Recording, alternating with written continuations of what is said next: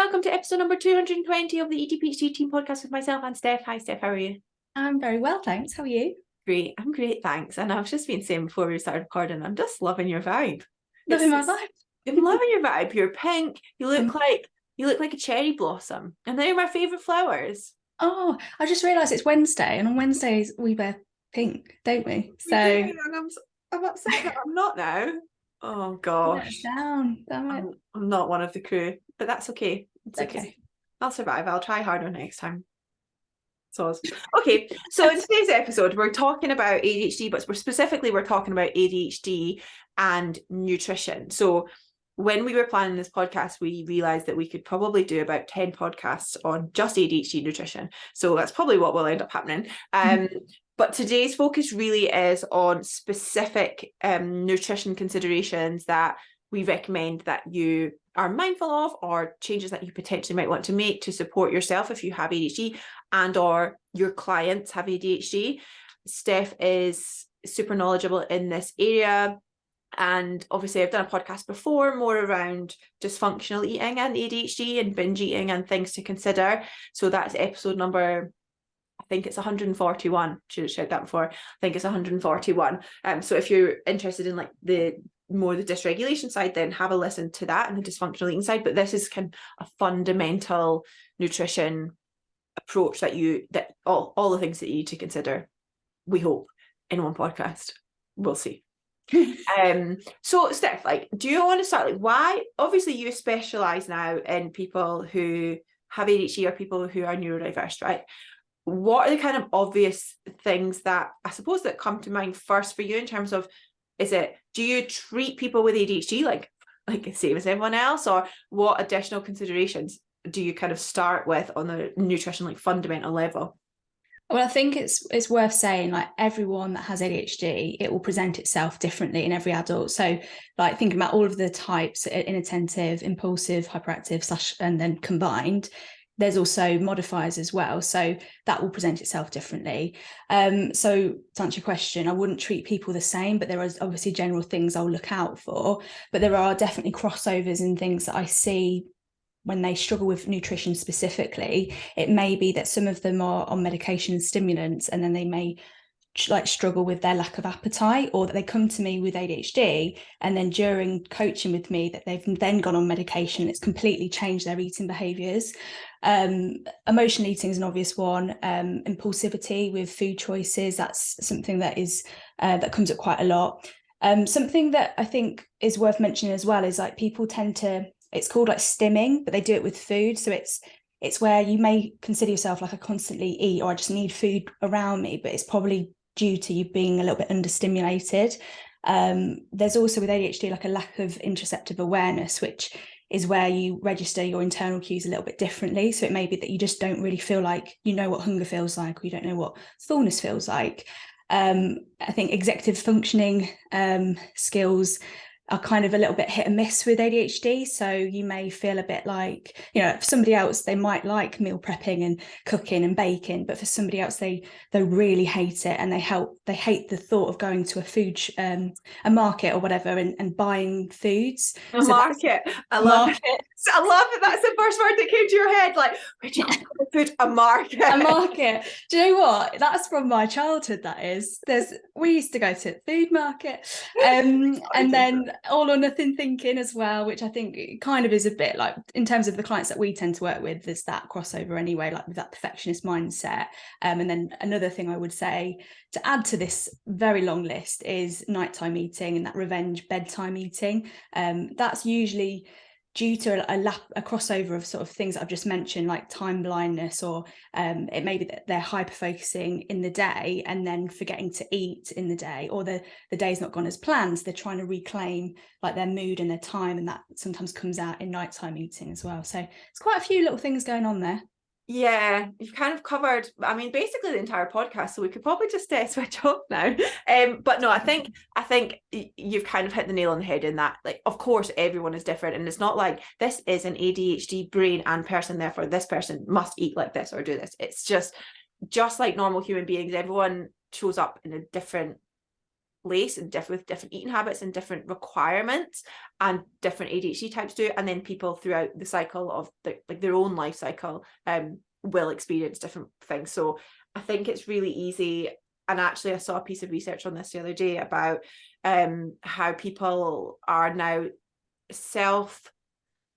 what's the word I'm looking for? Self-identifying as having ADHD because of things like TikTok and things like that. And one of the problems we definitely see with this is that someone could listen to this podcast, regardless of whether you've been diagnosed with ADHD or not, and you could identify with some of this stuff, or you might find yourself kind of falling into identifying with all of that, even when it's not necessarily true. So I think it's really important with this to keep an open and curious mind of, oh yeah, I definitely do relate to that, or maybe not so much. We're not saying that these things are definitive for every single person, and every single person has to take each strategy that we're going to cover in this podcast.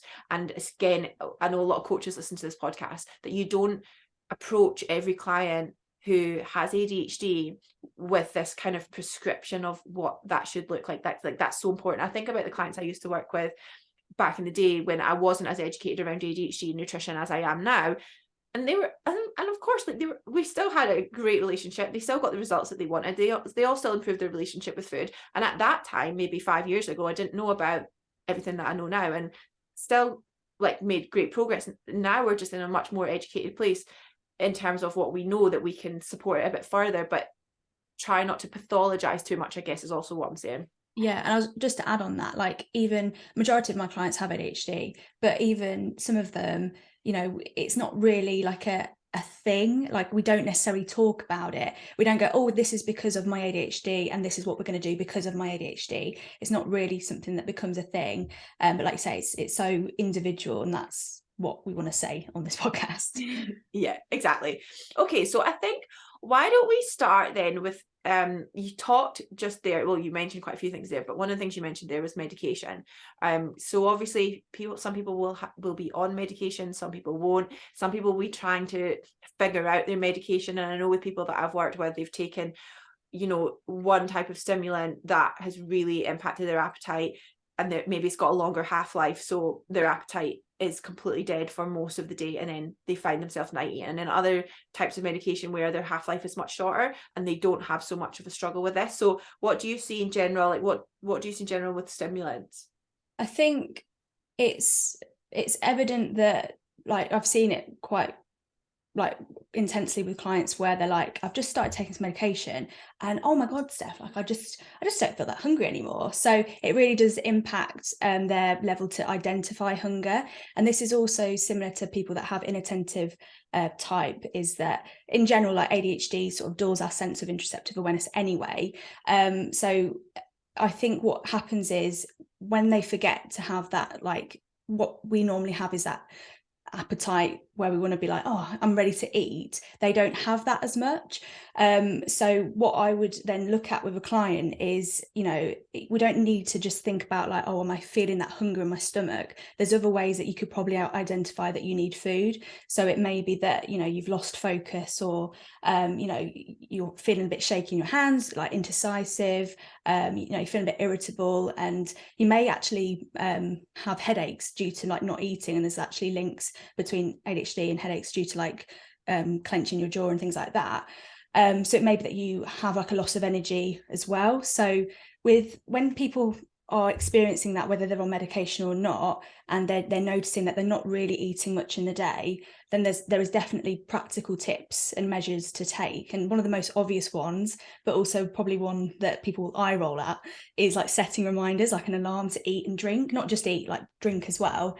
And I think with medication, like the reason that you're taking that medication is normally to reduce the symptoms, right? So actually prioritizing your food is going to help your medication do that job. So even when you're feeling like, I just don't have this appetite anymore, or I just don't feel hungry anymore, you know, actually having that rational thought of going, well, I need to eat right now as well, not just for my own functioning, but also to actually support my medication, because this medication is going to wear off later in the day. And that's probably where I see it most, is where they start to become a bit of like a nighttime eater as well. Yeah, no, I think that's really useful. And I suppose from a kind of non-ADHD perspective, this is where the idea of eating intuitively and intuitive eating can kind of have a bit of a downfall. And I've seen a lot of practitioners in ADHD support kind of pushing intuitive eating on people. And for sure, there are lots of benefits with intuitive eating, especially if you follow the full paradigm of mindfulness, etc., and like honoring your hunger and fullness. But like you said, if you're on medication, it's probably not a time to honor your hunger and fullness.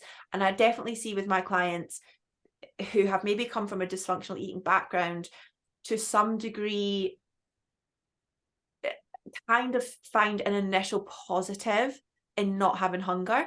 It's like, you know, if you've got a diet background and you've always tried to keep yourself smaller, or if you've got a fat loss goal, you can take these medications and then think, oh, deep down somewhere you're like, this is quite a good thing because I'm not hungry, right? And I definitely, it can feel very counterintuitive when you say, okay, but we're going to start a regular eating structure, starting off in the morning, like especially if you've overeaten the night before, but even in general, you're not going to be hungry, but you're going to eat. And if you're struggling with hunger, one thing we would always recommend is having more calorie dense foods and slightly lower volume. So your meal might not be filled with tons of fruits and vegetables and lean protein sources. It might be, okay, we're going to have protein and carbohydrates and a fat source, potentially more of a fat source than you would normally have. And you're going to cook in oil, all of these things to help you make sure that you're getting sufficient calorie intake through the day.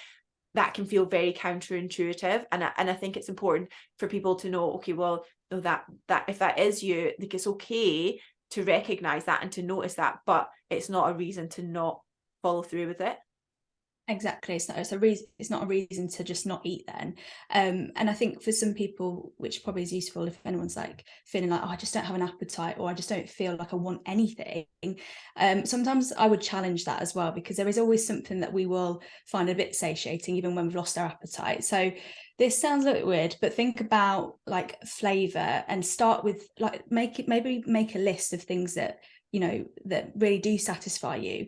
And one of those things, it could be like a condiment, like, you know, you might like ketchup with something, I don't know, very random. I realize I'm slightly random, but like think about texture and crunch to your food, because once you start like eating and chewing, that can also, you know, make you want to eat more. And then obviously, like you said, you probably will start with smaller meals, or it may be that you eat like consistent amounts during the day, which is kind of ideal, really. But like everything, there's no one rule fits all. But you know what you're saying about this intuitive eating, I actually heard someone yesterday on a podcast, and she has ADHD, and she was talking about intermittent fasting. And I was like, okay, I'm just going to see where this goes, because I don't have any sort of certain views about it, but for certain people I do. And she was like, do you know what? I really like it because it just, have that perfect time frame when to eat. I feel, you know, I can stick to that sort of thing, and it feels quite precise, and I like that. And then like a minute later, she was like, yeah, I probably should get back to it because I've kind of fallen off with it. And I'm like, there we go. Like, it's something that, you know, your eating habits and your structure, it's, you know, it's got to be something that you can really like stick to, quote unquote. And in intermittent fasting, you know, especially like what I said earlier about like helping your medication, if you've gone long periods of time without eating, you're going to be really affecting sort of like executive function, you know, certain neurotransmitters. So I would say that probably that isn't the best thing, but again, you know, some people might say against that, I don't know. Yeah, but I think even in the general sense, eating regularly generally is better and optimal for our mood, our cognition, our energy levels. ADHD or not, we know that that's generally better for those things. And I know obviously there are certain situations that that's not necessarily the case, but I think a couple of things that you touched on there is very interesting, because people with ADHD often, like, there's a higher risk of things like type 2 diabetes, obesity, metabolic syndrome, hypertension in people with ADHD, right? And alongside those things often comes reduced insulin sensitivity, or insulin resistance, or pre-diabetes. You know, there's a spectrum, right? And one of the things that happens physiologically to our bodies in general is that we have in the evenings a reduction in insulin sensitivity, right? So we're not insulin resistant in the evening, but we're slightly more insulin resistant than we were in the morning, right? And so often, if we're not eating regularly and we're eating more of our food at nighttime. We're eating predominantly at nighttime when we already have this reduction in insulin sensitivity, which could exacerbate any sort of underlying insulin resistance that we have, maybe if we're in a larger body, or if we're maybe are still trying to work on our healthful habits, or genetically it can also happen. So intermittent fasting and holding off your meals till later in the day can be quite detrimental health-wise for normal people, but also particularly for people with ADHD, with all of these potential confounders like metabolic syndrome, insulin resistance, etc. So it's easy to sort of say, well, I don't want to eat regularly, it doesn't impact my attention, actually I'm more focused during the day when I'm not eating, and that will definitely be people's narratives, right? Because we know that happens. Yeah, that was it. Yeah, there we go. But Yeah. then you have to take a step back and say, okay, well, what's important, as well as focus, and like what's happening in the evenings, and actually try to take a wider lens of like your health goals is really important. Agreed. I think generally, like, I'm sure we'll touch on sort of specifics later, but like the general, if you want to call it a rule, it's not a rule but a guideline, and again I would look at it as gentle nutrition advice for ADHD, is we want to sort of be looking at that eating every 3 to 4 hours. So, you know, we touched on about like that lack of appetite earlier, but even if you had that like audio cue, that alarm, that visual cue where it's like, you know, what's the time you must eat, and you're not feeling hungry for it, and then you think, well, when was the last time I ate? Oh, that was 5 hours ago. Yeah, I think we should maybe look at having a snack at least. Yeah, absolutely. And I think kind of following on from that, we were talking about how obviously specifically medication can impact appetite, but also, like you touched on in the introduction, there is this higher prevalence of dysregulation, nervous system dysregulation in people with ADHD, and especially with people, especially in women, it shows up more so in the hyperactive realm. But we do see this dysregulation, and we know, again, ADHD or not, when we are kind of hyper aroused and certain parts of our brain that are responsible for interoceptive awareness are kind of activated or switched on, we are less able to recognize our hunger and fullness as a whole, right? So it's one of the reasons why when we're working with people who are maybe highly stressed or very, very busy, we often talk about nervous system regulation, right? And soothing before meals, and trying to down-regulate your nervous system before meals. So is this something you definitely like? I mean, it's something that I would incorporate with my clients often in general, but especially with ADHD clients. Is that something that you kind of focus on? Yeah, I think, you know, touching on sort of impulsivity and hunger with ADHD, sometimes we actually probably feel a bit impulsive with certain foods, also due to that sort of time blindness, or due to that hyper focus in the day where we've forgotten to eat. So you may feel like, oh, I'm so impulsive with food, but actually once you start regulating those meals, that starts to settle anyway. But yeah, sorry, to touch on, like, I would say box breathing and sort of shorter mindfulness sort of cues to help with like settling yourself a little bit. So I do things like, a client might do some sort of box breathing in the car before they go home, because that's normally the transition where we're sort of like finishing the day, sort of probably feeling a little bit like aroused because we're slightly stressed because someone's just, you know, annoyed us at work, and then we're coming home, we've got to be in a different role because maybe we're a parent or whatever. So having those like little moments, and I'm sure we'll probably do a podcast about mindfulness in general with ADHD, but doing sort of the shorter bursts and maybe more regular and frequent ones. You know, I've done it myself where I've been in the toilet and I put my hand on my heart and done deep breathing. And that also to do, you know, before meals, especially where you feel like, you know, you're someone that can't just stop when full. And especially with the work that we do, where we're really helping build that muscle of hunger and fullness cues, you know, it really can help take that sort of emotion away that kind of takes a bit of a hold on you, and it can kind of reset you. It's definitely not like a cure and a magic pill, but it can actually really help and benefit you. Yeah, for sure. So if you're trying to start off with this, like doing it in the evenings after work, or often is evenings when people tend to overeat in general, especially if you've not eaten consistently through the day. So starting off maybe with your evening meal, box breathing, or I like to do prolonged exhale because it has this impact of reducing sympathetic dominance and increasing parasympathetic dominance, which is what we want for rest and digest. Our digestive system is predominantly controlled through the parasympathetic nervous system. So we want that to be kind of dominant before we eat. And so trying to do some box breathing or some prolonged exhale breathing before your evening meal or before you get out of the car. I always remember you talking about a specific client that you did that with, and I really liked it. I banked it in my brain. Anything around like those evening meals is such a good time to do it, especially if you're somebody who tends to overeat in the evening. And I would not fleeting between different thoughts, but while it's here, because I am someone that does do that anyway, but I would also look at doing that, like how to wind up the day and wind down the day. So it may be like you do some sort of short breathing meditation, whether it's 3 minutes long, focused breath work in the morning before you get out of bed, but you also do like a short body scan or breath work and box breathing when you go to bed to kind of wind down as well. That actually leads us on very nicely to sleep and the impact sleep has in terms of nutrition for people with ADHD, because we do see potentially like an increased disturbance of sleep, potentially lower quality and quantity of sleep in people with ADHD, often across the board. And that can obviously have quite profound effects in terms of appetite and hunger. And so that kind of wind down of maybe doing some mindfulness before sleep. There's some cool research around doing mindfulness just at any time of the day in general can help sleep. Even if you meditate at 10 a.m, it can potentially help your sleep quality, which I think is really cool. So ideally, like that kind of wind up, wind down situation is ideal. But even if you can't do like dedicate yourself too much to that, just doing something. Yeah, and I think with people that have sleep problems, they probably will resonate with, I can like stay asleep, sometimes not, but I actually really struggle with getting to sleep. So instead of going, right, I must improve my sleep hygiene and it's all about sleep, it's like, well, let's just look at the habits that impact sleep. So, you know, being outside in the day, maybe earlier in the day.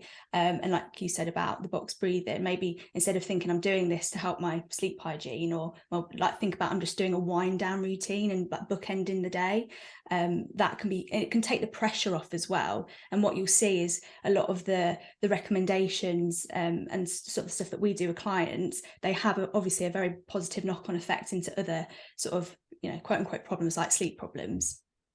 Absolutely. And I think too, just general things like nutrition strategies of making sure that you're not going to bed overly full, which kind of ties into what we were saying earlier, or going to bed hungry, making sure that you're minimizing your caffeine intake, ideally not having caffeine after lunchtime, especially if you're also taking stimulants. Be mindful of how much caffeine that you're actually drinking, because it does have a direct effect on things like ghrelin, your hunger hormone, your mood, your body image. All of these things will impact then your nutritional choices.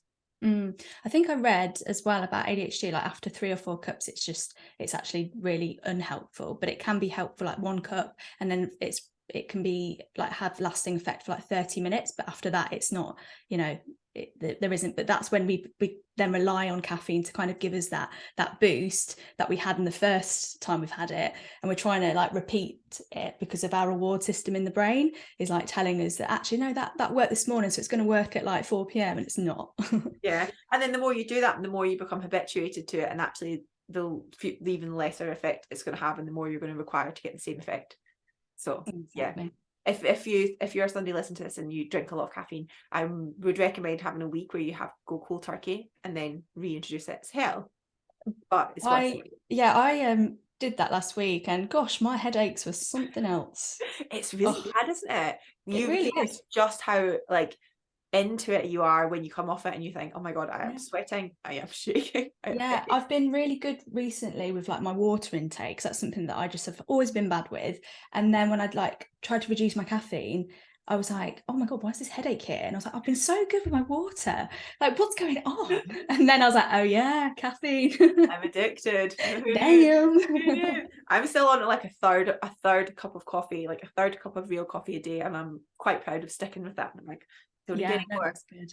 I was nearly tempted to have a coffee before this podcast, but I was like, no, you don't need it, Steph. You do not need it. For reference, it's 4:30 p.m. I would be livid at you if you had caffeine. I know, exactly. But I was doubting myself. I was like, my brain works. Probably not. Well, look, it's working. Look at it. Give yourself confidence. So what about moving on to food choices in terms of people with ADHD? Do they have an inclination for certain food choices? We know that they do. Do you want to talk a little bit about that? And then we can talk about kind of what maybe is helpful. Yes, I think we feel like in terms of certain foods, so thinking of like, I don't know, like, let's say chocolate cake, you may get that reward like dopamine, and then you're like, okay, well, I'm gonna keep having it because I keep getting this reward for it, and then you start to feel like that you're slightly addicted to it. But that isn't the case, and there's actually probably miscommunication with those neurotransmitters anyway. So I think, you know, when we think about foods that are really beneficial for ADHD, I would look at like high fiber carbohydrates, so like, you know, whole wheat, quinoa, beans, lentils, things like that. And then also thinking about protein, but specifically to protein, like things like maybe salmon or trout that have got like high levels of like healthy fats in there, because with ADHD, what is known is that that there's a low level of omega-3 in there, which also produces ADHD symptoms, so inattention, lack of focus, you know, mood, all of that, and working memory difficulties. So knowing that bit of information, you might add sort of like walnuts to salads and things like that, so you can be quite clever with it, and like flax seeds and all of that. And then so did I touch on protein? Yeah, so protein, and obviously not just like things like salmon and like tofu, tempeh, if you're a vegetarian and things like that. But I would look at, you know, looking at your plate, and because a lot of the time I think people do just stick with one food and then they wonder why they're like, they feel like they can't function as well, or they feel like they're low in energy, but they're not really meeting sort of like, if you look at it as 3 macros, they're not really like leaning into that. And they're probably over focusing on protein and not thinking about satiation as well. So this, you know, what we're talking about right now is not just ADHD specific, but obviously it's really beneficial for ADHD. So looking at your plate and looking at, you know, have you got your vegetables? Are you thinking about your micronutrients? And because there is, I think, some micronutrient deficiencies with ADHD, which is sort of it is research, but there's obviously, like everything, it's still, you know, there's still information out there that there still needs to be, like, you know, looked into more. But knowing that you want to fill like your plate with micronutrients as well as like your big macronutrients as well. Yeah, I mean, I think it makes sense with the micronutrient deficiencies in that obviously planning and preparation of foodstuffs can be quite difficult. So often when people with ADHD will often turn to like the same foods repeatedly, and so when you're doing that regardless, you are much more likely to experience micronutrient deficiency. So just things like making sure you have different bags of frozen vegetables in the freezer that are really easily accessible. So if you have like broccoli and peas one night, you have carrots and cabbage the next night, little things that just allow you to increase your micronutrient variety, super helpful. One thing I want to touch on in terms of omega-3 is that if you're vegetarian or vegan, certain vegetarian sources like tofu, which are amazing, and you'll often see them cited as sources of omega-3, like their bioavailability of omega-3 can be quite low because of them being a plant-based source. So we both would always recommend having like a high quality supplement, unless you're having 2 to 3 oily fish servings a week. And then again, like you were saying, Steph, like walnuts and things like that, realistically, you probably do with ADHD, I would always recommend that you're supplementing with like a decent quality omega-3 or fish oil. The other thing I wanted to touch on was, you obviously mentioned dopamine there, and I think it's useful just to highlight what happens with our brain. So even in a normal brain, a non-ADHD brain, because to be honest, I think in 50 years maybe an ADHD brain is a normal brain, and who knows, there's what even is a normal brain. Probably not mine. Not mine either. But a non-ADHD brain, right? So any brain, we get these things called dopamine enforced sensory cues, right? So everyone knows I love a donut, right? So now if I walk into a supermarket or just a market and I can smell like custard, or I smell pastry or something, I get this, what we call a dopamine enforced sensory cue. So it's an anticipatory response to this food.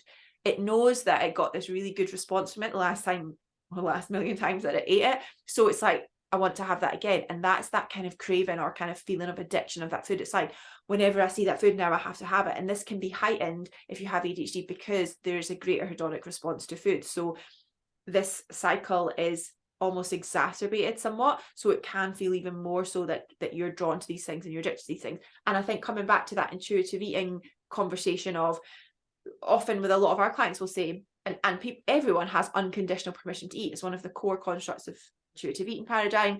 It's super important for your relationship with food. Everyone has unconditional permission to eat, but you choose what you want. the problem when it comes into people with ADHD often is that you're trying to balance, like, I mean, I'm sitting staring at 2 oranges right now, but if those were donuts, like, realistically, I could probably wait till we finish the podcast and have them. But the problem being, if you have this heightened reward response and your food environment is still focused on all these potentially more highly palatable foods, so foods high in sugar, fat, what's the brain right there? Salt, protein, and umami, I think is the other one. Yeah. Like, foods high at that, like, you're more likely to want to eat those and then potentially overeat on those. So whenever we're talking about these kind of more intuitive eating constructs, it's really important to think about, okay, well, what's going on for me? What's my experience of these foods? And maybe I need to be just a little bit more mindful. And I don't mean eating mindfully, although yes, that's important, but more mindful of my food environment. Yeah, and like while we're talking about dopamine, so for anyone that doesn't know, like an ADHD brain will produce less like neurotransmitters that's directly linked to the dopamine, which helps control the reward and pleasure center of the brain. So to optimize sort of that functioning, you do need adequate nourishment from food, from exercise, from self-care and things like that, which we will talk about in many podcasts to come. Yeah, for sure. We've got we had such a list of things to talk about. Like, I kept being like, let's just condense it, but we've got so much to say. But I think kind of on this too, in terms of food environment, of often people will try to kind of self-medicate with carbs. Like, carbohydrate seems to be like that kind of such key source. So like you touched on, in terms of having maybe lower GI carbohydrate sources available, things like, I know you mentioned quinoa and pulses, and having foods like that available for you, not like that are still carbohydrate rich but are slightly lower GI, or maybe contain and will contain more fiber, is going to be more beneficial for you health wise. And again, if we're coming back to this kind of increased risk of things like obesity and metabolic syndrome and type 2 diabetes, etc., this is the kind of direction that we want to go in terms of like honoring our health and have an inclusive diet, where we're not saying no carbohydrates, but we're saying, okay, well, can we potentially manage our environment so we've got more of these whole grains and high fiber carbohydrate sources? Yeah, and like, think about managing your environment. What I find with many people, again, a bit of a generalization, is that like lack of forethought going into meals and that planning. It feels overwhelming, managing the food environment at home. So like, I would say that there is no perfect way to eat, and there is your meal isn't going to look perfectly exact with all those perfect micronutrients and macronutrients, but there does need to be an element of thinking about food in general, and planning food can look very different to everybody. But it may be that you plan or prepare elements of your food. So it may be that you make salad, or you have a bowl of fruit and it's all sliced up and that's in the fridge ready to go, or you have cooked rice and cooked pasta, and you can then change it with like, putting peppers in it, whatever your jam is, but just having those things in the fridge. Because some people will say to me, yeah, oh, well, I can prepare food stuff, but some days I just don't fancy that, so what do I do? And it's like, well, this is where we can then think like smart and go, well, if I just have things that are kind of prepared for me that will last a couple of days, then when I get to that lunchtime, I can then probably make it feels like I'm actually making it before I eat it, which is probably a bit satisfying as well. But for other people, they may want to batch cook and they want to think about those meals, and they might eat a same lunch every couple of days. For some people, they're like, well, no, because that's not good for food variety. But remember, we need to think about like what works for us and like what works for our brains as well. But what I would say about like shopping lists and things that probably will overwhelm you is like looking in your cupboard and your fridge and like taking a bit of like an inventory of it, a fridge inventory. So like looking at like, what are the things, like what are the staples, what do I need in terms of meals and snacks, and then making a bit of a must-have list. Like in my kitchen, I've got like a little whiteboard, and I'll have like a list of things that I need to get from the shop. Then I'll have that on my phone as well. So when I'm in an environment which I don't particularly like, I don't, go off piece and feel overwhelmed. I'll just stick to the plan, quote unquote. And then in terms of like, because some people will say, oh, I buy the veg or I buy the fruit, but it goes off because I forget about it. So then again, let's think smart. So have, for me, I'm a bit obsessed with pears at the minute, don't ask me why, and like blueberries. So I'll have these foods at like eye level, or I'll have the pears out, which, don't necessarily need to be in the fridge. So I will remember and I can see it. And so being careful with like where you place foods in your fridge and cupboards can actually be really smart. And I don't think people talk about it enough. Maybe I need to start talking more about it, but it can really help. And like having like pre-packaged like grab and go bags, like I was talking about walnuts earlier, or like things like almonds. And if you buy like a share bag, obviously you may feel like, oh gosh, I can't be trusted with that, I'll just eat it all. But you can be smart again there with like putting having small bags of it. And it may be that you have a little bag in the car where you feel like, oh, I've not, I'm traveling and I'm doing a 2-hour commute or something like that, and you've got something that's easy to grab.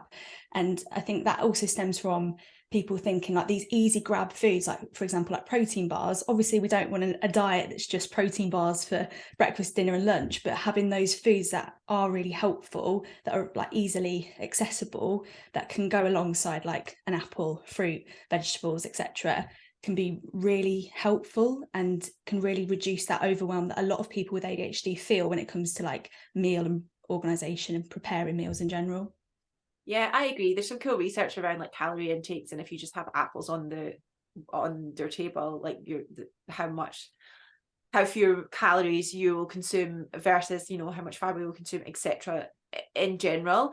And I think something that's actually really important to note is that some of these things are not exclusive to people with ADHD, right?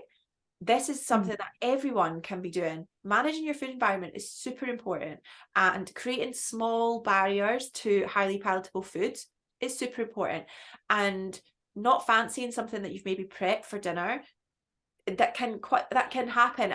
And what I want, kind of what we talked about at the beginning of the podcast, what I want to be really mindful of is saying, okay, it's totally okay if you don't fancy the foods that you've prepped and things like that. But sometimes and this kind of ties on to what I want to say next. It's like sometimes as an adult, we have to say, okay, well, I might not really fancy it, but it's what's in the fridge. It's what's accessible to me, and it's what I've cooked. I don't want to waste this food. Like I don't have anything else. I'm going to choose that. The reason it's potentially more challenging if you have ADHD is because of this executive dysfunction. It's potentially more difficult to prioritize like long-term reward over the short-term instant gratification, or it's just the short term. So it can be more difficult to say, okay, I'm just going to have it anyway because it's better all around and I'll feel better for it tomorrow. It can be more challenging, but it's a really common thing for everyone to do. And I think the way that we think about ADHD, and I know we've spoken about this before, is it can be like such a magical thing, right? And it can be such a strength.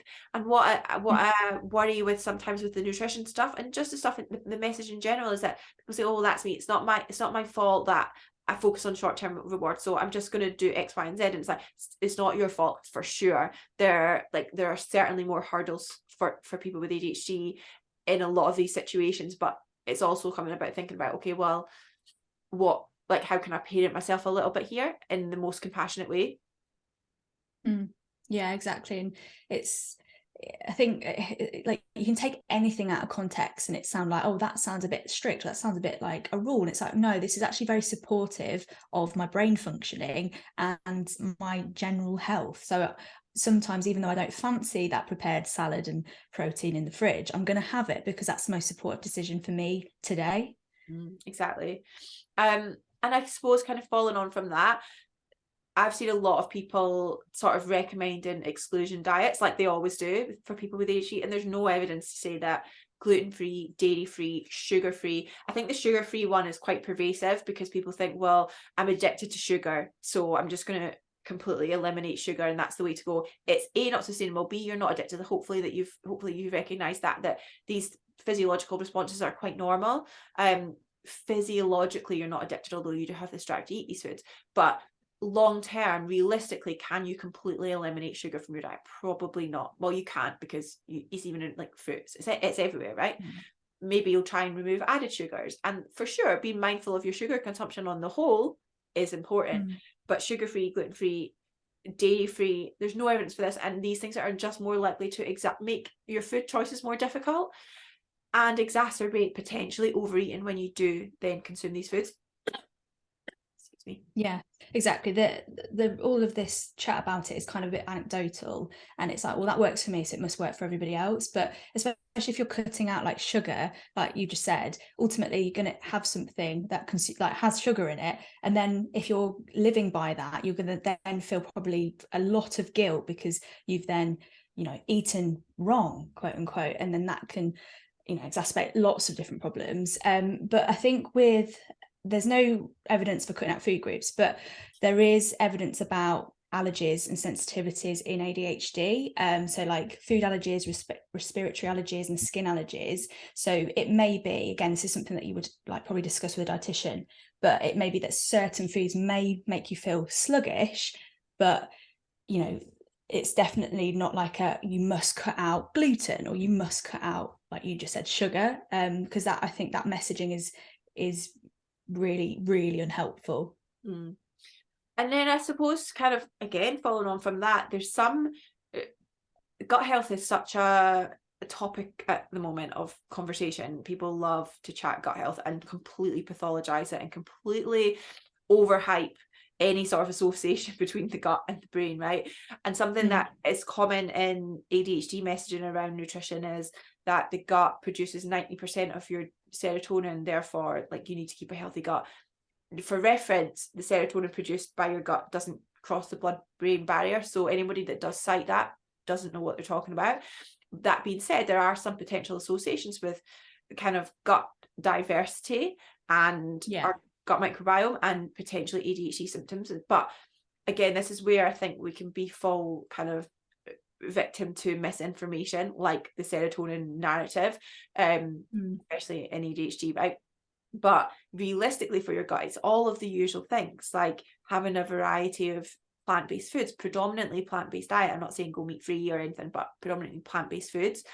Maintaining your hydration, working on your stress management, having a diet high in polyphenols, move. Yeah, these things are really important for your gut health in general.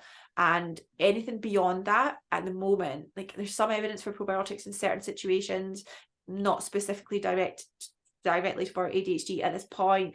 Like prebiotic foods, having a diet rich in prebiotic foods, you'll get that from a plant-based diet. There's a lot of misinformation around this area. So yes, it probably is important, like it is for everyone, but it's much more about like your food sources, your stress, your hydration, managing maybe your caffeine intake, not having too much, your alcohol intake, not having too much. These things are going to have much more of an impact than like a really expensive supplement or like a green supplement that costs £80 a month, which is just ludicrous. Yeah, I know. You just look at all the supplements that, I don't know, they don't cross like a threshold to get to make sure that they're actually, decent supplements anyway. And then people are buying them and it's just like, it's quite scary what's out there. But you did say something, it reminded me of something that's totally gone. So I'm just going to think about what you just said. It'll come back. There's something in my brain. It'll come back. It will. In terms of actual supplements, by the way, I think also just in general, having a vitamin D supplement, especially if you're in the UK between October and April, you don't get sunlight, having a vitamin D supplement can be really helpful. And again, like we touched on, a high quality omega-3 supplement, helpful. But that's realistically it. If you really do struggle with your nutrient intake in general, taking a multivitamin is probably helpful too, just to support you whilst you to work on your diet. But it doesn't need to be anything £80 a month. Like just a general multivitamin is fine. Sometimes there's issues with absorption and stuff of these, but realistically, don't overthink it. Yeah. And the thing that I was going to say, which is probably more relatable to another podcast for another day, but really like a lot of this nutrition advice, it's supporting like executive functioning, but also we need to look at executive functioning to support self-regulation, which will support nutrition. So there's a lot of crossovers here, and that's probably why we're going to break this down a little bit into certain episodes, because it's all good and well talking about, right, this is what we should eat on, for those meals, and that's it, cool, but we need to look at other areas of health like movement and like self-regulation and mindfulness, which will help support nutrition as well. Absolutely. Okay, do you have anything else that you want to add? No, I think what I would just say when it comes to to your food, I think it's also good to do, like we do it with ADHD clients, like body food congruence. So don't just think about, oh, is this satisfying? Like think about, like, how does this affect my energy? And so it goes beyond just like your taste buds as well. Because I think what I would say is, like, if you're in a process of, you just discovered that you've got ADHD and it's all making sense, like with your food, and if you're feeling a little bit overwhelmed with everything, try to have like a mini check-in with yourself every 3 to 4 hours. And that sounds not like an interview where you sit yourself down and ask yourself loads of questions, don't worry, not that, but just, how am I feeling, how's my energy levels? I do a lot of like sensory check-ins with clients as well, where they notice different sensations in their body, and that might sound like a lot, but it really isn't. It takes 30 seconds. And I think, we talked about setting reminders for food earlier. You could also do that with like checking in with yourself as well, and that can then remind you to support yourself with nutrition. Yeah, absolutely. Okay, fabulous. Thank you so much. More coming. If there's anything specifically in relation to this side of things that you want to hear about, drop me a message, drop Steph a message, and we will be sure to cover it. So thank you. Bye.